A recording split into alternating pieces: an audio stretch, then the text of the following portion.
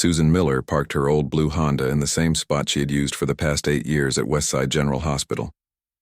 The early morning air felt crisp as she grabbed her coffee thermos and hurried toward the staff entrance. She was starting her third 12-hour shift this week, but Susan never complained. She loved being a nurse. As the head nurse in the emergency department, Susan took pride in her work. The other nurses looked up to her, and most doctors respected her experience and judgment. At 45, she had seen almost everything in her 20 years of nursing. Broken bones, heart attacks, car accidents, and gunshot wounds no longer shocked her. What mattered was helping people when they needed it most. Susan pushed through the double doors of the emergency room and was greeted by the familiar sounds and smells of the hospital. The night shift looked tired but relieved to see her. "Rough night?" Susan asked Nurse Betty White as she put away her personal items in her locker. "Dr. Collins was on call," Betty whispered, glancing around to make sure no one heard her. "He yelled at Joe from radiology for being 5 minutes late with a scan." Susan nodded, understanding completely. Dr. Peter Collins had joined Westside General just 3 months ago as the new chief of emergency medicine. His resume was impressive. Harvard Medical School, top of his class, published in major medical journals. The hospital board had been thrilled to hire him. The staff, however, was learning that brilliant doctors were not always nice people. "Let's hope he's in a better mood today," Susan said, though she doubted it. She clocked in and began her morning rounds, checking on patients who had come in overnight. The emergency room was relatively quiet that Tuesday morning. An elderly man with chest pain, a young woman with a broken wrist, and a child with a high fever. Susan spent extra time with the elderly man, Mr. Eric Johnson. At 82, he lived alone and had no family nearby. His pale face and shaky hands worried her. "The doctor will be in soon, Mr. Johnson," she assured him, adjusting his pillow. "Try to rest." Dr. Collins arrived at 9, 30 minutes late for his shift. He didn't apologize or explain. His white coat was perfectly pressed, his dark hair neatly combed. At 38, he was younger than many department heads, and he seemed determined to prove he deserved the position. "What do we have today?" he asked, not looking up from his tablet as Susan gave him the patient rundown.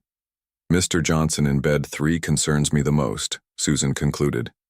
"His EKG shows some irregularities and his blood pressure is quite high." Dr. Collins nodded and headed for Mr. Johnson's room. Susan followed, carrying the patient's chart. She watched as Dr. Collins examined the elderly man, asking questions in a rapid-fire way that clearly confused Mr. Johnson. The doctor showed little patience, sighing loudly when Mr. Johnson couldn't remember what medications he took at home. After the examination, Dr. Collins stepped out and wrote orders on his tablet. "I'm starting him on Cardiozem, 120 milligrams, he told Susan. Susan hesitated. She had worked with cardiac patients for years and knew that dosage seemed high for someone of Mr. Johnson's age and weight. "Dr. Collins," she said carefully, "the standard dosage for someone Mr. Johnson's age and weight is usually 60 to 90 milligrams. He's only 140 pounds and has reduced kidney function." The emergency room wasn't busy, but there were still other nurses, a few patients, and a couple of visitors within earshot. Dr. Collins stopped typing and slowly looked up at Susan. His face hardened. "Did you go to medical school, Nurse Miller?" he asked, his voice cold. "No, but in my experience, then don't question my orders," he cut her off. "I didn't get where I am by listening to nurses who think they know better than doctors." Susan felt her face grow hot, but she thought about, "Mr. Johnson, patient safety always came first. That was the first rule they taught in nursing school. I'm just concerned about potential side effects," she continued, keeping her voice calm and professional. "His chart shows he's on other medications that might interact poorly with such a high dose." Dr. Collins stepped closer to Susan, lowering his voice. "Are you still talking? I gave you an order." 2 other nurses at the station looked up, sensing the tension. A young resident doctor quickly found something to do in another room. Everyone knew Dr. Collins had a temper. "I understand," Susan said, "but hospital policy requires me to note my concern if I believe a medication order might harm a patient. I'm just following protocol." Something in Dr. Collins snapped. His face turned red. "Who do you think you are?" he shouted, no longer trying to keep his voice down. "I've had enough of your insubordination." The emergency room fell silent. Even the patient stopped talking. Susan stood her ground, though her heart raced. "Dr. Collins, please lower your voice. We can discuss this privately." "There's nothing to discuss." He stepped even closer, pointing, his finger in her face. "You constantly undermine me in front of the staff. You think because you've been here forever that you run this place." Susan was aware that everyone was watching. She had never been spoken to like this in her entire career. She thought about Mr. Johnson just a few feet away, probably hearing everything. "Perhaps we should consult with Dr. Rivera about the dosage," Susan suggested calmly, referring to the cardiologist on call. Dr. Collins's face twisted with rage. He grabbed Susan's arm, his fingers digging painfully into her flesh. With his other hand, he shoved her shoulder, pushing her back against the counter of the nurse's station. The force knocked over a cup of pens and a clipboard. "How dare you?" he hissed, his face inches from hers. Susan was too shocked to speak. In 20 years of nursing, through all the stress and emergency situations, no one had ever put their hands on her. Nurse Amy Porter stepped forward. "Dr. Collins, please let go of Susan." Dr. Collins seemed to suddenly realize what he was doing. He released Susan's arm but didn't back away. "You're fired," he said, his voice now eerily calm. "Clear out your locker and get out of my emergency room." Susan rubbed her arm where his fingers had left red marks. "You can't fire me. You don't have that authority." "Watch me," Dr. Collins sneered. "I'm the chief of emergency medicine. By the time I'm done, you'll never work in healthcare again. Not in this city, not anywhere. Now get out before I call security." Susan looked around. The other nurses stood frozen in shock. The young resident looked at the floor. Even the clerk at the front desk seemed afraid to move. "Think about Mr. Johnson," Susan said quietly. "Please reconsider the dosage. Get out now." Each word was like ice. Susan's legs felt weak as she walked to her locker. 20 years of nursing, 8 years at this hospital. She had mortgage payments. Her daughter's college tuition was due next month. As she gathered her things, Amy Porter slipped into the locker room. "This isn't right," Amy whispered, her eyes filled with tears. "We can't let him do this."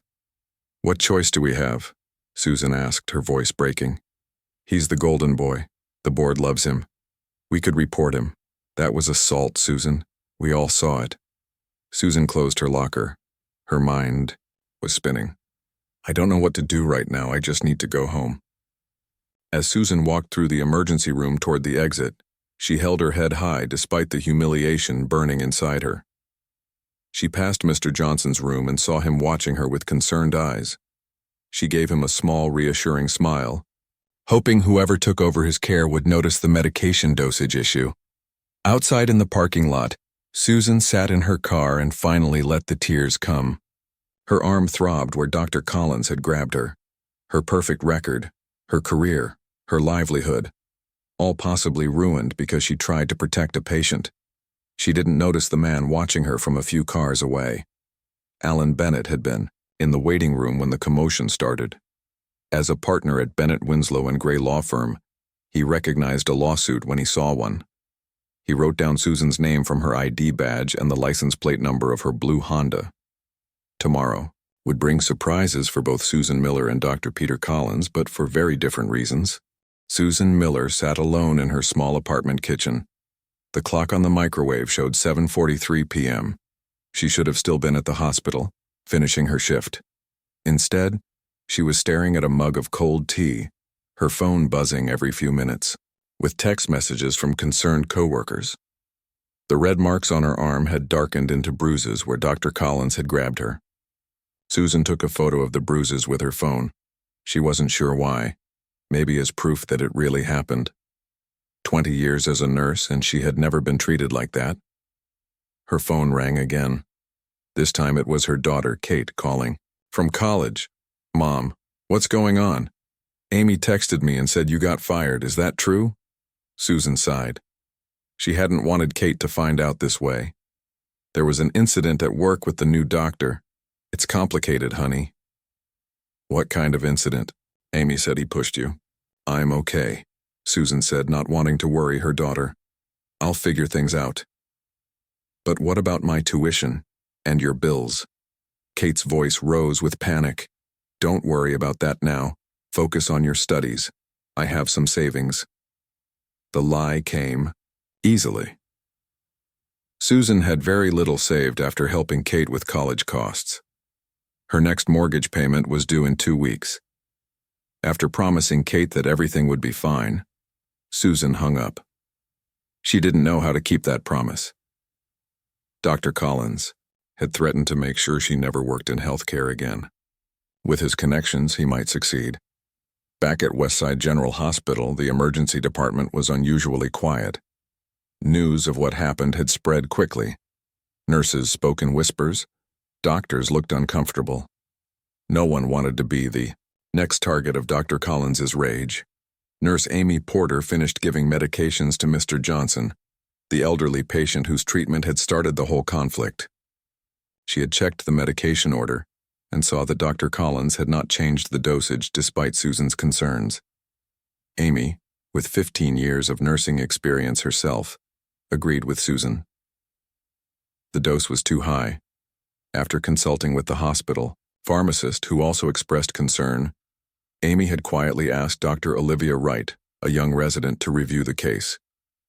Dr. Wright agreed to write a new order reducing the dose, claiming she had recalculated based on new lab results. No one mentioned Susan's name, but everyone knew why it was done. Amy looked at Mr. Johnson, who was resting more comfortably now. "How are you feeling, sir?" "Better," he said. "Where's the nice nurse from this morning? The one who fixed my pillow?" "She had to leave early," Amy said, adjusting his blanket. "That doctor was very mean to her," Mr. Johnson said. "I heard everything. He shouldn't treat people that way."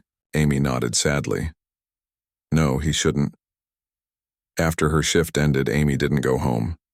Instead, she went upstairs to the administrative offices on the 5th floor. Most of the staff had left for the day, but a light was still on in the office of Greg Simmons, the hospital administrator. Amy knocked on the door. "Come in," called a tired voice. Greg Simmons was a balding man in his 50s who had been running Westside General for nearly a decade. He looked up from a stack of papers, surprised to see Amy. "Nurse Porter, what can I do for you?" Amy took a deep breath. "I need to report an incident involving Dr. Collins and Nurse Susan Miller." Greg's expression changed. "I heard there was some kind of disagreement. Dr. Collins mentioned Susan was being insubordinate." "It was more than a disagreement, sir," Amy said firmly. "Dr. Collins physically assaulted Susan in front of staff and patients. He grabbed her arm hard enough to leave bruises and pushed her against the nurse's station." Greg put down his pen. "That's a serious accusation." "It's not an accusation, it's what happened. I saw it with my own eyes, along with at least 6 other staff members and several patients." Greg looked uncomfortable. "Dr. Collins is a valuable addition to our hospital. He was highly recruited. Perhaps there's been a misunderstanding." Amy felt her anger rising. There's no misunderstanding when someone puts their hands on another person in anger. Susan was doing her job, following hospital protocol by questioning a medication order that could have harmed a patient. "What medication order?" Amy explained about Mr. Johnson and the dosage concern. The pharmacist agreed with Susan, and Dr. Wright ended up changing the order. Susan was right. Greg sighed and rubbed his temples. "I'll look into it. Thank you for bringing this to my attention." Amy wasn't satisfied with that response. "Sir, Susan was wrongfully fired. Dr. Collins doesn't even have the authority to fire nursing staff. That power belongs to the nursing director or you." "I said I'll look into it," Greg repeated, his tone making it clear the conversation was over. Amy left the office feeling frustrated. She had hoped for immediate action, not vague promises. As she waited for the elevator, her phone buzzed with a text message from a number she didn't recognize. "This is Alan Bennett, attorney at law. I witnessed what happened to Nurse Miller today. Please call me if you're willing to provide a statement." Across town, Alan Bennett was working late in his corner office at Bennett Winslow and Gray Law Firm. After witnessing the incident at the hospital that morning, he had spent the day gathering information. His firm specialized in employment, law and medical malpractice, and what he had seen was a textbook case of workplace assault and wrongful termination. Alan had called several contacts at the hospital and learned that Dr. Collins had a history of bullying behavior at his previous hospital in Boston. Somehow, those complaints never made it into his employment record when he was hired at Westside General.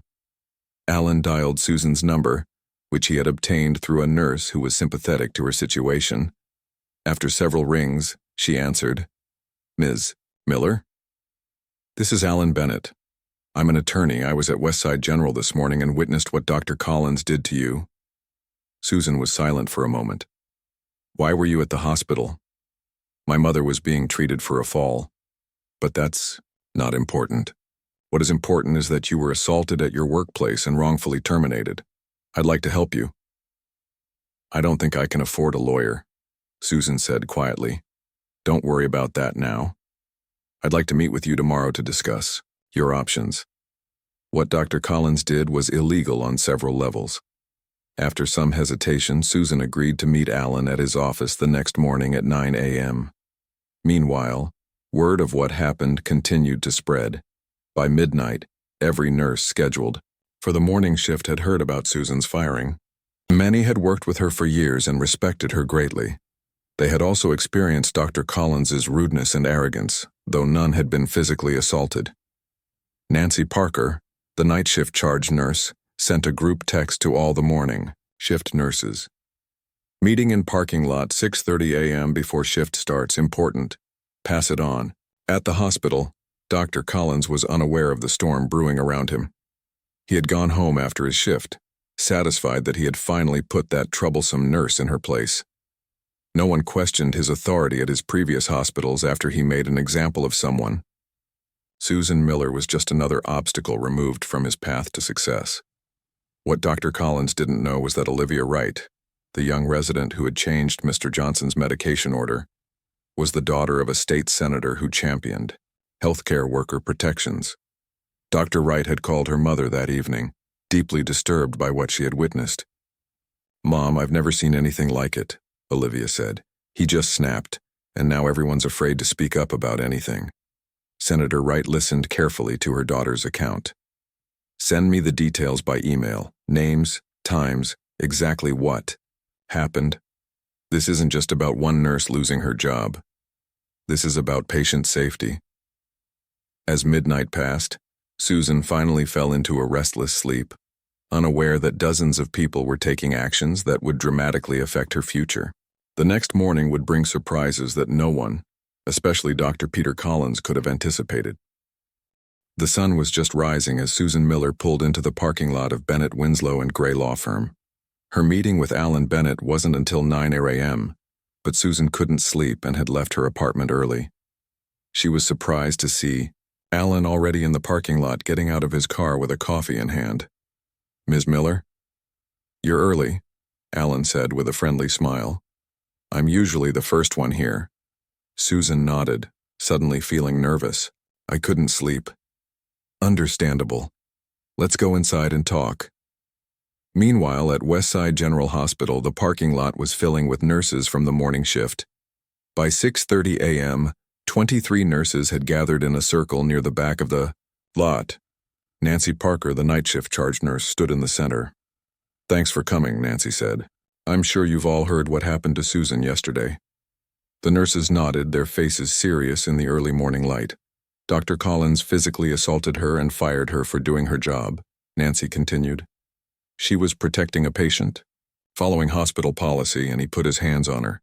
This isn't just about Susan, it's about all of us. It's about patient safety." Murmurs of agreement spread through the group. "So what do we do?" asked Bobby Johnson, a male nurse from the trauma unit. Nancy took a deep breath.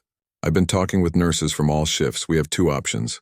We can go in and work like nothing happened, or we can take a stand." "What kind of stand?" someone asked. "A sick out," Nancy replied. "We all call in sick, right now, the night. Shift is willing to stay, but they'll only work under protest. They won't take orders from Dr. Collins." The nurses looked at each other. A sick-out was a serious action that could put their jobs at risk. "I have 3 kids and a mortgage," said Debbie Lewis, a veteran nurse. "I can't afford to lose my job." "None of us can," Nancy agreed. "But ask yourself this.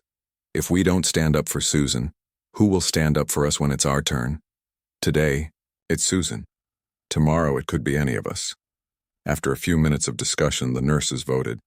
The decision was unanimous. One by one, they took out their phones and called the hospital's staff line to report they were too sick to work.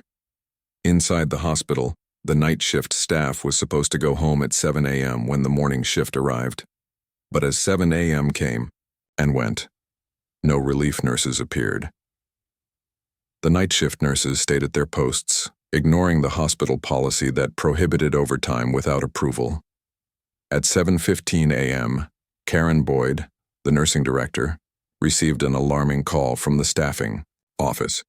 "Every single morning shift nurse has called in sick," the staffing coordinator told her. "All 25 of them, and the night shift is refusing to leave." Karen, who had been on vacation the day before and knew nothing about Susan's firing, rushed to the hospital. When she arrived, she found the emergency department functioning but tense. The night shift nurses looked tired but determined. "What's going on?" Karen demanded. Nancy Parker stepped forward. "We're protesting the assault and wrongful termination of Susan Miller. We won't work under Dr. Collins. He's dangerous." Karen was stunned. "What assault? What are you talking about?" Nancy quickly explained what had happened the day before. Other nurses added details, describing how Dr. Collins had grabbed Susan and pushed her against the counter. "Why wasn't I informed immediately?" Karen asked, her face pale with shock. "Greg Simmons said he would handle it," Amy Porter explained. "But nothing happened. Dr. Collins is still here and Susan is still fired." Karen's expression hardened. "Not if I have anything to say about it. Susan is part of my nursing staff. No doctor has the authority to fire her." At that moment, Dr. Peter Collins pushed through the emergency room doors, 15 minutes late as usual. He stopped short when he saw the unusual gathering of staff. He noticed the night shift was still there, and several administrative staff had arrived, including Karen Boyd. "What's going on here?" he demanded. "Where's the morning shift?" Karen turned to face him. "Dr. Collins, we need to talk. Privately." Collins ignored her, trying to scan his ID badge to enter the restricted area of the emergency department. The badge didn't work. The light on the scanner flashed red instead of green. "My badge isn't working," he said, confused and angry. "Dr. Collins," Karen repeated more firmly. "My office. Now." Before Collins could respond, 2 security guards approached. "Dr. Collins, please come with us," one of them said politely but firmly. "Mr. Simmons would like to see you in the administrative conference room." Collins looked around at the staff watching him. His face reddened. "Is this some kind of joke? I have patients to see." "The patients are being covered," Karen assured him. "This is not a joke." Across town in Alan Bennett's office, Susan sat in a comfortable chair, sipping the coffee Alan had offered her. She had just finished telling him exactly what happened the day before. "You have a strong case for wrongful termination and assault," Alan told her. "Dr. Collins had no authority to fire you. Only the nursing director or hospital administrator can terminate nursing staff. And putting his hands on you is assault. Plain and simple." Susan nodded slowly. "But he's a doctor. I'm just a nurse. Who will believe me?" Alan smiled. "You'd be surprised. First, there were multiple witnesses. Second, I already have statements from 3 other nurses who saw what happened. Third, hospitals have security cameras." Susan hadn't thought about the security cameras. The emergency department had several, covering all public areas. "I've submitted a formal request for the security footage," Alan continued. "And I've been in contact with someone from the hospital board. They're very concerned about potential liability." Susan's phone buzzed with a text message. It was from Karen Boyd. "Just heard what happened. This is unacceptable. Please call me ASAP." Susan showed the message to Alan. "Good," he said. "It seems the right people are finally getting involved. Now there's something else you should know. The morning shift nurses have staged a sick-out in your support." Susan's eyes widened. "All of them?"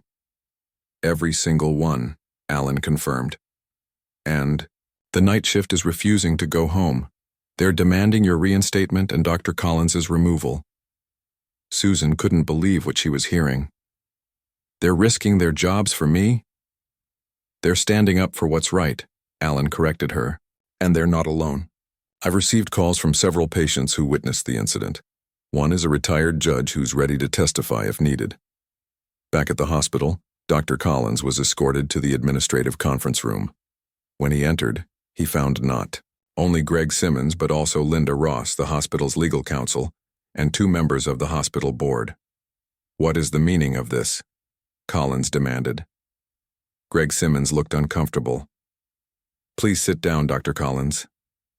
Collins remained standing. I want to know why my badge isn't working and why there's some kind of nurse rebellion happening in my emergency department. Linda Ross spoke up. Your badge has been temporarily deactivated pending an investigation into allegations of workplace violence and abuse of authority. What? Collins sputtered. This is ridiculous. If this is about that insubordinate nurse yesterday, Dr. Collins, Linda interrupted. We have reviewed the security footage from the emergency department. We have clear video evidence of you physically assaulting Nurse Miller. Greg Simmons pushed a laptop across the table. Watch. The video showed the incident from an overhead angle. There was no audio, but the images were clear. Collins grabbing Susan's arm, Collins pushing her against the counter, the shocked reactions of staff and patients. It looked even worse on video than Susan had described. As Collins watched, the blood drained from his face. For the first time, he seemed to realize the seriousness of his actions. I lost my temper, he stammered. She was questioning my medical judgment in front of everyone. She was following hospital protocol, Linda Ross corrected him. Nurses are required to question medication orders they believe could harm a patient. It's a safety measure. One of the board members, Dr. Mary Williams, leaned forward. Dr. Collins, we've also received concerning information from your previous employers. There seems to be a pattern of behavior that was not disclosed. During your hiring process, Collins looked at Greg Simmons. You checked my references. They were all excellent. Greg avoided his gaze. We're investigating how those complaints were kept out of your file. Outside the conference room, hospital staff were gathering in the lobby. Word had spread quickly about the nurses' sick-out. Doctors from other departments, technicians, even housekeeping and cafeteria staff were coming to show support. Many held handmade signs, Justice for Susan, and No Tolerance for Workplace Violence. A local news van pulled into the parking lot. Reporter Donna Martinez stepped out with a cameraman. Someone had called the station with a tip about a staff protest at Westside General Hospital. By noon, the story of Susan Miller and Dr. Peter Collins had spread beyond Westside General Hospital. Local news reporter Donna Martinez was interviewing nurses in the hospital parking lot, careful to stay off hospital property. The nurses are saying this is about patient safety as much as it is about workplace violence, Donna reported, facing the camera. They claim Dr. Collins fired a nurse for following hospital protocol to protect a patient. Inside the hospital, things were getting worse for Dr. Collins. Linda Ross, the hospital's legal counsel, had just received an email from the state medical board. Someone had filed a formal complaint about Collins, triggering an automatic review of his medical license.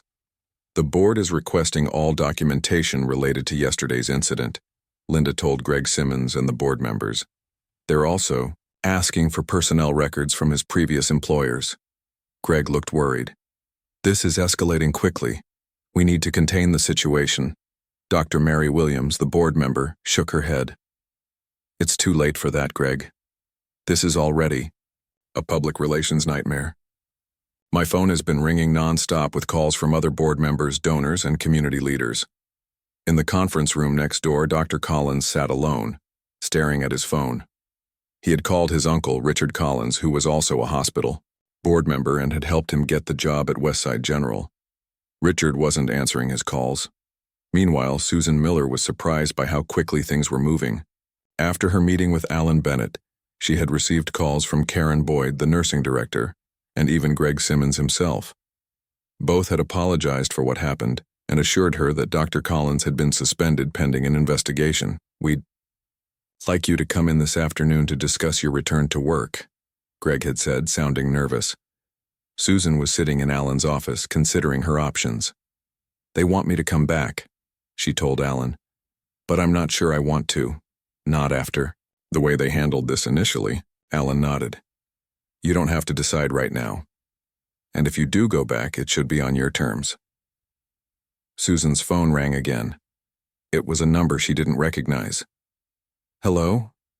Ms. Miller? This is Eric Johnson. You probably don't remember me, but you were my nurse yesterday morning before that doctor was so mean to you. Susan remembered the elderly man with chest pain. Yes, Mr. Johnson. How are you feeling? Much better, thanks to you, he said. That young lady doctor, Dr. Wright, she told me what happened. She said you were worried about the medicine that angry doctor wanted to give me. She said you were right, and it could have hurt me bad. Susan felt tears in her eyes. I was just doing my job, Mr. Johnson. Well, your job saved my life, according to Dr. Wright. I just wanted to thank you. After the call ended, Susan told Alan what Mr. Johnson had said. That's significant, Alan said. It proves your concerns about the medication were valid. It strengthens your case considerably. At Westside General, the emergency department was functioning with the night shift staff still on duty, now working, a double shift. They were tired but determined. Dr. Olivia Wright and 2 other resident doctors were handling the medical care, carefully documenting everything. Karen Boyd had called in nurses from other departments to help, and some off-duty. Nurses had come in voluntarily after hearing about the protest. The hospital administration had promised that no disciplinary action would be taken against any staff member involved in the sick-out. News of what was happening had reached the state capitol. Senator Olivia Wright's mother was speaking on the floor of the state Senate. Today, healthcare workers at Westside General Hospital are taking a stand against workplace violence and for patient safety, Senator Wright declared. This incident highlights the need for stronger protections for all healthcare workers who speak up to protect patients. Back at the hospital, Greg Simmons was meeting with the full hospital board in the main conference room. Richard Collins, Dr. Collins's uncle, was noticeably absent. Where's Richard? Asked one board member. He submitted his resignation from the board, effective immediately, Greg explained. He cited a conflict of interest. The board members exchanged glances. Most of them hadn't known about Richard's relationship to Dr. Collins. Was his relationship to Dr. Collins disclosed during the hiring process? Dr. Williams asked. Greg looked uncomfortable. Not formally, no. So we hired Dr. Collins without knowing his uncle was on our board? Another member asked. And without fully vetting his employment history? This is a serious breach of protocol, Greg. The meeting was interrupted by a knock on the door. Linda Ross entered with a serious expression. I've just received information from Memorial Hospital in Boston, where Dr. Collins worked previously, she said. They've sent over several complaints filed against him for verbal abuse and intimidation. These complaints were settled with non-disclosure agreements. That's why they didn't show up in our background check. One board member shook his head in disbelief. This just keeps getting worse. We need to take decisive action, not just for legal reasons, but because it's the right thing to do. The board voted unanimously to terminate Dr. Collins immediately and to issue a formal apology to Susan Miller, along with an offer of reinstatement with back pay and additional compensation for the assault. At 3 p.m., Susan returned to the hospital with Alan Bennett by her side. She was surprised to see so many people gathered in the lobby. Nurses, doctors, technicians, and other staff members broke into applause when they saw her. Susan blushed, uncomfortable with the attention but touched by the support. Karen Boyd hurried forward to greet her. Susan, thank you for coming, Karen said warmly. The board is ready to meet with you and Mr. Bennett. As they walked through the hospital, staff members stopped to offer words of support. Susan was amazed at how many people seemed to care about what had happened to her. In the administrative wing, they passed Dr. Collins being escorted out by security guards. He kept his head down, avoiding eye contact. Susan straightened her shoulders and walked past him without a word. The board meeting was brief but productive.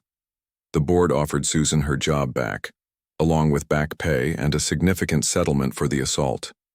They also promised to implement new policies to prevent similar incidents in the future.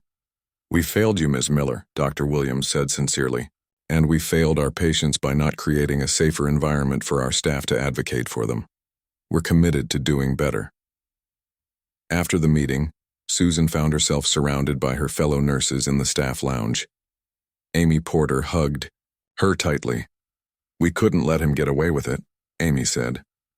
"Not after everything you've done for all of us over the years." Nancy Parker nodded in agreement. "You've always had our backs, Susan. It was our turn to have yours."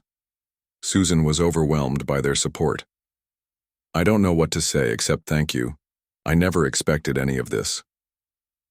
Later that afternoon, Susan visited Mr. Johnson, who was being discharged from the hospital. His face lit up when he saw her. "There's my guardian angel," he exclaimed. "They told me you're coming back to work here." Susan smiled. "Yes, I am. How are you feeling?" "Good as new," he assured her. "That young doctor," she said, "if you hadn't spoken up about that medicine, I might not be going home today. I might not be going home ever." Susan helped Mr. Johnson gather his belongings. As a nurse, she had saved lives in dramatic ways many times, performing CPR, stopping bleeding, administering life-saving medications. But sometimes the most important way to save a life was simply to speak up when something wasn't right. Mr. Johnson's daughter arrived to take him home. He took Susan's hand. "You know, sometimes bad things happen to good people, but sometimes those bad things lead to something important.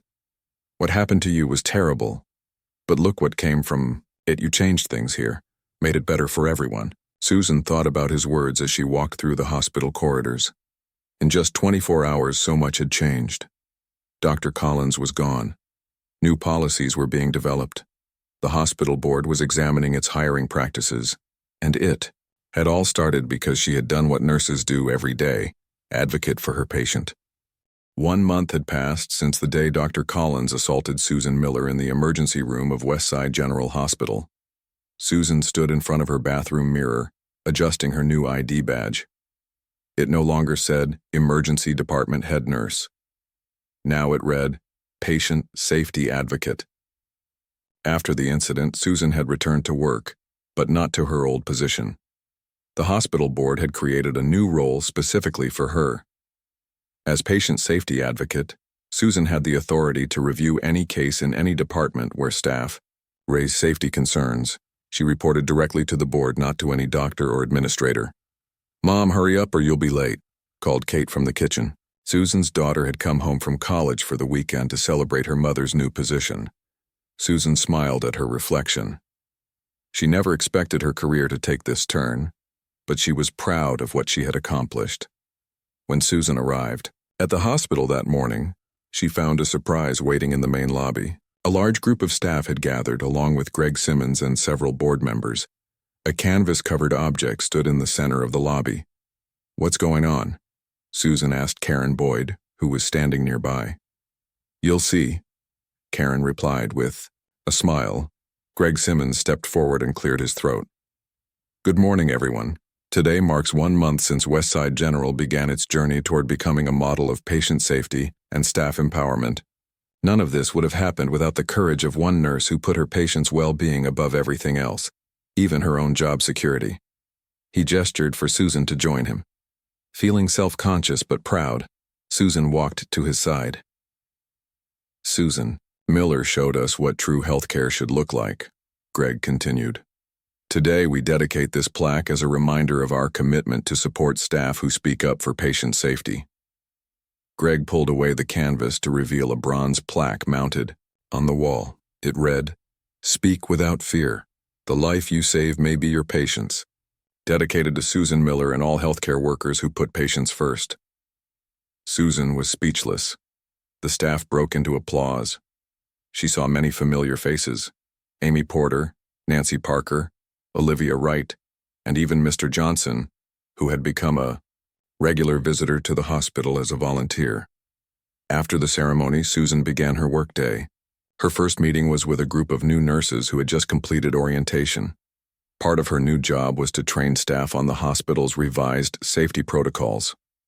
The most important thing to remember, Susan told the group, is that patient. Safety is everyone's responsibility. If you see something that concerns you, speak up. No one will punish you for asking questions or raising concerns. A young nurse raised her hand. But what if a doctor gets angry? That's a good question, Susan said. Under our new policy, any intimidation or retaliation against staff who raise safety concerns will result in immediate disciplinary action. The hospital has created clear channels for reporting concerns, and every report is taken seriously. Later, that day, Susan received a phone call from Senator Wright. Ms. Miller, I wanted to let you know that the Healthcare Worker Protection Act passed the state Senate this morning, the senator said. It's now headed to the governor's desk for signature. Susan felt a surge of pride. The legislation, informally, known as Susan's Law, would provide legal protections for healthcare workers who reported safety concerns. It would apply to all hospitals in the state. Thank you, Senator, Susan said. This will make a real difference for patients and healthcare workers. No, thank you, Senator Wright replied. Your story inspired this legislation. Sometimes it takes one person's courage to create change for everyone. After the call, Susan checked her email and found a message from Alan Bennett. 3 other hospitals had opened investigations into incidents during Dr. Collins's previous employment with them. His medical license had been suspended pending a full review by the state medical board. Susan didn't take pleasure in Dr. Collins's troubles. She simply felt relief that he wouldn't be able to harm other staff or patients. During her lunch break, Susan visited the hospital cafeteria and joined a table of nurses and technicians.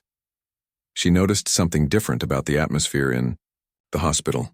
People seemed more relaxed, more willing to share ideas and concerns. The respiratory department caught a potential drug interaction this morning, one nurse told Susan.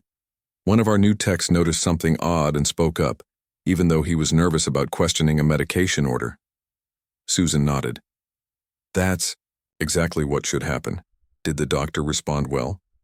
Actually, yes, the nurse said. Dr. Patel thanked him for catching it and changed the order immediately. It was like watching the system work the way it's supposed to. In the afternoon, Susan attended a meeting of the hospital's newly formed safety committee. The committee included representatives from every department and level of staff: doctors, nurses, technicians, housekeeping, and administration. Our incident reports have increased by 45% since we implemented the new reporting system, Karen Boyd told the group. That might sound like a bad thing, but it's actually positive. People are reporting concerns they would have kept quiet about before. Greg Simmons nodded. And our actual adverse events have decreased by 12%. We're catching potential problems before they harm patients. After the meeting, Susan walked through the emergency department. It looked the same as it had a month ago, but it felt different. Staff moved with confidence. There was less tension in the air. Dr. Olivia Wright waved Susan over to the doctor's station. Susan, can I get your input on something? I have a patient with unusual symptoms and I want to make sure I'm not missing anything. Susan reviewed the case with Dr. Wright. This was another change. Doctors were more willing to collaborate with nurses to see them as valuable partners in patient care rather than just people who carried out orders. At the end of her shift, Susan stopped by Mr. Johnson's room. He had been readmitted for a minor procedure and was recovering well. There's my hero, he said with a smile when he saw her. How's the new job going? It's going well, Susan told him. Things are really changing around here. Mr. Johnson nodded. All because you spoke up that day. You know, when I was young, nurses weren't allowed to question doctors at all. Doctors were like gods. But that's not good medicine, is it? No, Susan agreed. Good medicine is a team effort. Everyone has something valuable to contribute. As Susan left the hospital that evening, she noticed a young woman sitting on a bench near the entrance crying softly. Susan sat down beside her. Are you okay? Susan asked gently. Can I help? The woman looked up. My mother just got admitted. The doctor said it's serious. I'm scared. Susan listened as the woman shared her concerns. After a few minutes, she seemed calmer. Thank you for listening, the woman said. Are you a nurse here? Susan smiled. Yes, I am. My name is Susan Miller. The woman's eyes widened. Susan Miller? I've heard about you. You're the nurse who stood up to that doctor. They told us about you in my nursing school. Susan was surprised. They talk about me in nursing school? Yes, the woman said. They use your story to teach us about patient advocacy and professional courage. You're kind of famous, you know. Susan hadn't known that her story had spread to nursing schools. As she walked to her car, she thought about how one moment can change so many lives. Her decision to speak up about a medication dosage had set off a chain of events that changed hospital policies, inspired new legislation, and even became a teaching example for nursing students. The next morning, Susan would return to Westside General to continue her work as patient safety advocate. She would keep speaking up for patients who couldn't speak for themselves, and now, because of what had happened, more healthcare workers would have the courage to do the same. Susan Miller had lost her job for doing the right thing. But what happened the next morning, and in the weeks that followed, had changed. Healthcare for the better, not just at Westside General but across the entire state.